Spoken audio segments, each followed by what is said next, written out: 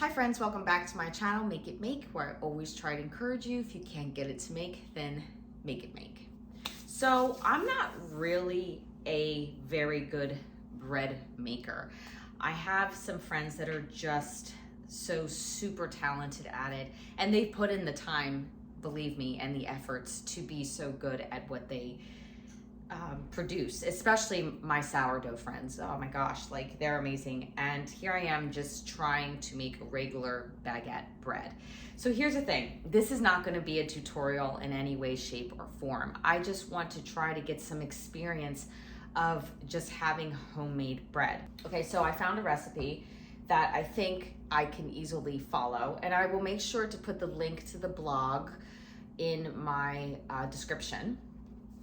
Funny thing is, I feel like when you go to blogs now, I feel like I'm dodging advertisements, stories, you know, like, and all this kind of stuff. I just thank God for the jump to the recipe button. All right, so come along with me in this journey and see if I actually make some decent baguettes. Here's the thing, I noticed that in some recipes, you know, they kind of encourage you to stay away from the KitchenAid mixer. So if you know that, like the reason that is why. And do you guys think that it's worth getting a bread maker? Do you think it's worth doing that? But I don't want like sliced bread. I just want bread that we can dip into soups, because we're those type of people and we love putting like butter and things like that on it. So, I don't know, just need some help in the bread area. So we're gonna proof the yeast, I know about that, with some honey. Ugh. A mess in the kitchen today, just a mess. This recipe, you are gonna need 1 1/4 cups of warm water, because we are going to be proofing the yeast. And I'm assuming that, you know, let's just make sure my assumptions are all right, that we're just making sure that the yeast is alive here. Yeah, 1 1/4 cups of warm water. You do not want to cook the yeast, we just want to wake it up. Okay, so I was right with that. So to this water, we are going to be adding 2 teaspoons of yeast. I don't know about you, but I have the loose yeast here in a jar, and then I also have it in packets. Why I feel like I need to have both, I don't know, I just feel like I just do, depending on the recipe. You know, some recipes are like this, where they're just like 2 teaspoons, and then other recipes are just like 1 packet. So, okay, so 2 teaspoons, let's concentrate here. 1, 2, and then how much honey? Then 1 tablespoon of honey. I hope this is okay. So I'm just putting that honey in here. Maybe I need to do a better job giving you guys a close-up of what's going on here. I don't know, should I double this recipe? Yes. You think so? I want tons of bread. Well, I mean, so we want tons of bread. We're gonna try, so we'll see, we'll see. All right, let's double the recipe. I am gonna stir the honey into this water and yeast mixture we have here. Here's the thing, I've done this many times proofing our yeast. I've never done it with honey, ever. So I'm going to be doubling the recipe. So it would be 2 1/2 cups of flour.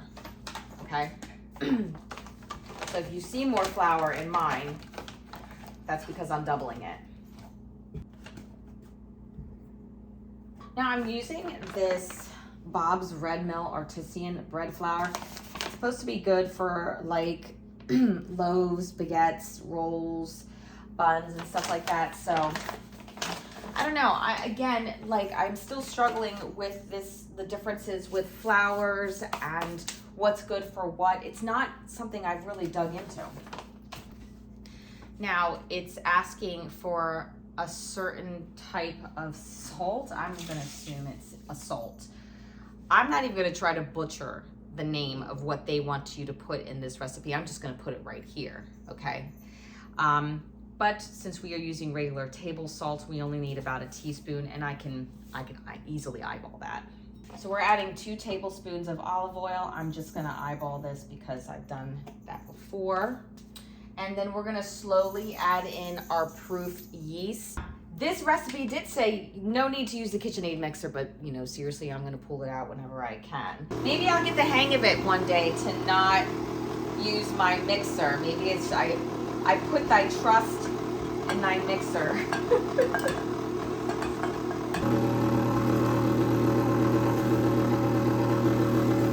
Oh, that bunched up really nice and really fast. I like that. Ooh.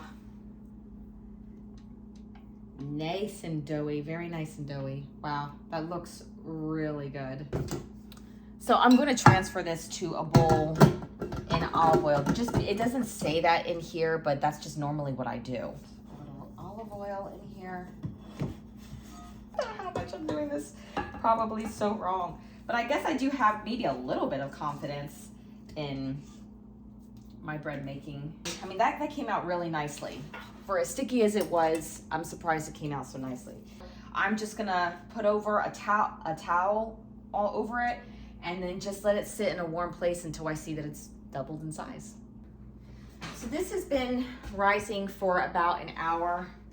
And I forgot to tell you that if you are gonna have a towel on top of bread, you definitely want it to be wet or damp so it doesn't stick to it. So I ended up doing that. Because I doubled the recipe, I'm gonna be breaking this down into 4s. The funnest part is punching that dough down. In the original recipe, they asked that you cut it into 2s because it only calls for like 2 baguettes at the end. So we're gonna make 4. I personally have no idea what that looks like, you know, for baguettes, but we're gonna find out now. I guess I'll just divide it into 4ths here. So we'll go halvesies first. Okay.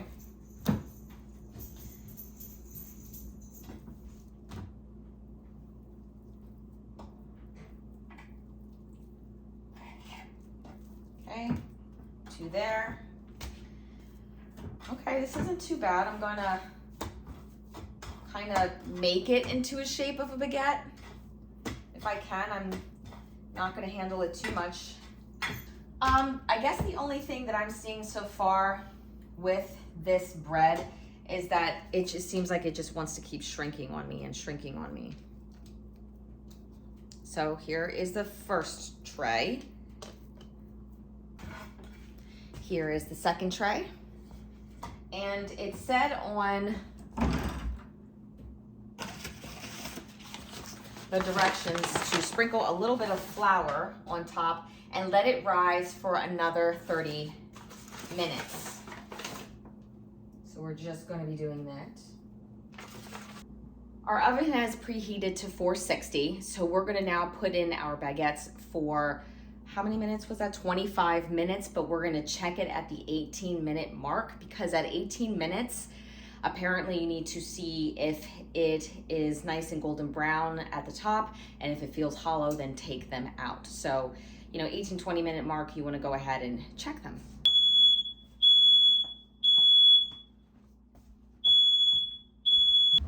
All right, so I started smelling some smoke. So I took the bread out immediately. I cannot believe they're not burnt to a crisp.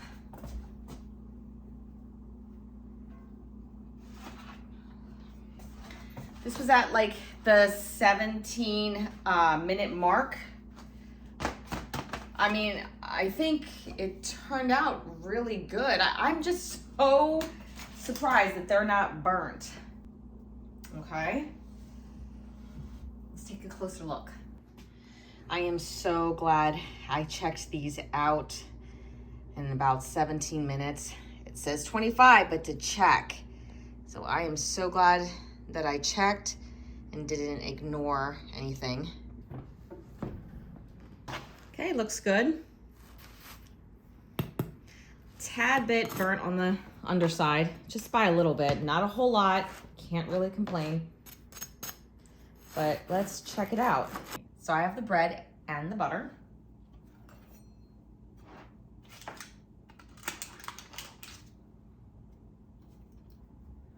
See what it tastes like coming right hot out of the oven.